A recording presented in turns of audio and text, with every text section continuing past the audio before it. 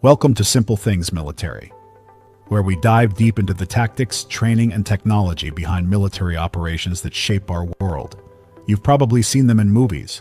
Black-clad officers, armored vehicles, doors flying off their hinges, flash grenades lighting up dark hallways. It looks chaotic, loud, and almost choreographed, like something ripped straight from a Hollywood action sequence. But here's the thing.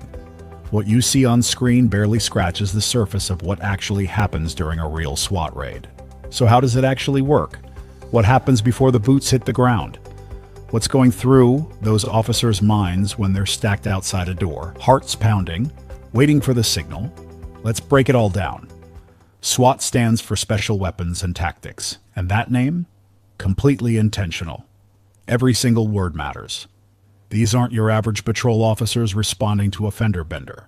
SWAT teams are highly trained, specially equipped units built for one purpose: handling situations too dangerous, too complex, or too unpredictable for conventional law enforcement. But before a single door gets kicked in, something far less dramatic happens first. It starts with intelligence. Weeks, sometimes months, before a raid ever takes place, law enforcement is quietly building a picture. Surveillance footage, informant tips, phone records, criminal histories. Officers study the target location like a chess player studying a board. How many rooms? How many exits? Are there innocent people inside? What weapons might be present? This phase is everything. A poorly planned raid doesn't just fail, it gets people killed.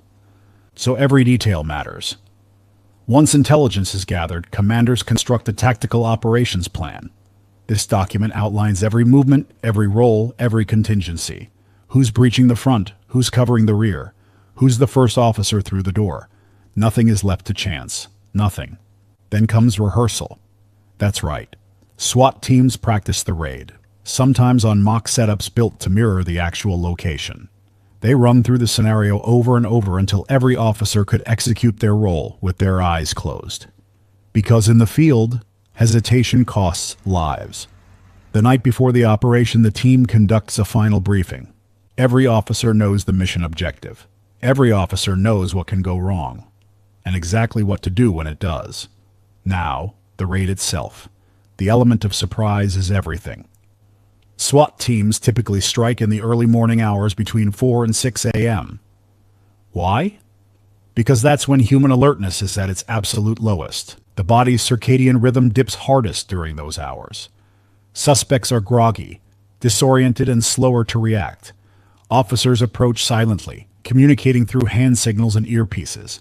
Every movement is calculated, every step deliberate. Then comes the breach. A battering ram, a specialized hydraulic tool, sometimes a carefully placed explosive charge. The door comes down in seconds, and simultaneously, chaos erupts on purpose. Flash grenades, officially called flashbang devices, detonate inside the room. A blinding burst of light, a deafening shockwave. For approximately 3 to 5 seconds, anyone inside is completely disoriented, unable to see, unable to hear, unable to react. That 3 to 5 second window, that's when SWAT moves. Officers pour through the entry point in a predetermined sequence. The first officer takes left. The second takes right. The room gets cleared in a methodical sweep. Corners checked, closets covered, threats identified instantly. The communication is constant. Clear! Moving! Contact left.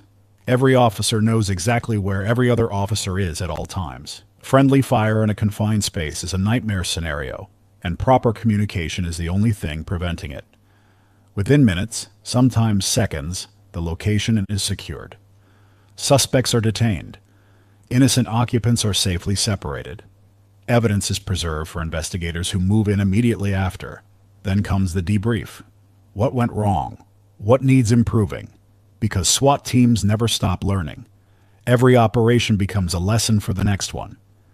What looks like explosive chaos on your television screen is actually a precisely engineered sequence of decisions, training, and split-second execution. It's math, it's psychology, it's physical conditioning, and above all, it's preparation. The next time you see footage of a SWAT operation, don't just watch the flashbang. Watch the footwork, the communication, and the precision. Because sometimes the most controlled moments in the world look like the most chaotic ones. All right, don't forget to hit that subscribe button, and I'll see you on the next one.